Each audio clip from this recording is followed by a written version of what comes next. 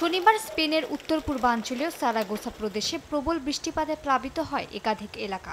রাস্তা ও আন্ডারপাসে পানি জমে গেলে মোতায়েন করা হয় সেনাবাহিনীর জরুরি দুর্যোগ মোকাবিলা ইউনিট। দেশটির আবহাওয়া সংস্থা জানিয়েছে, ক্যাটালোনিয়া ও ভ্যালেন্সিয়ার ক্যাস্তেওন সহ অন্তত ৮টি প্রদেশে বন্যার ঝুঁকি রয়েছে। ক্যাটালোনিয়ায় স্থানীয় ট্রেন পরিষেবা কয়েক ঘন্টার জন্য বন্ধ রাখা হয়। মোবাইল বার্তায় জনগণকে সতর্ক করে সরকার।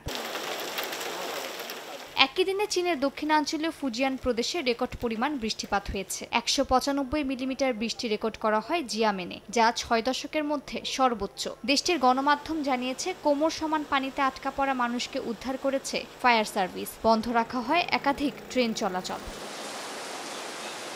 পাকিস্তানে চলমান মৌসুমি বৃষ্টি ও বন্যায় মৃতের সংখ্যা বেড়েই চলেছে। দেশটির পাঞ্জাব, খাইবার পাখতুনখোয়া ও বেলুচিস্তান প্রদেশ সবচেয়ে বেশি ক্ষতিগ্রস্ত হয়েছে।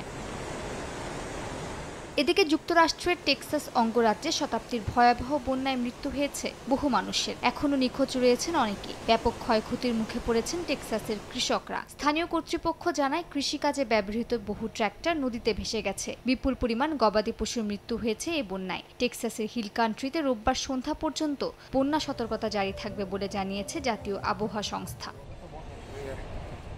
মালিহা সুহরওয়ার্দী, সময় সংবাদ।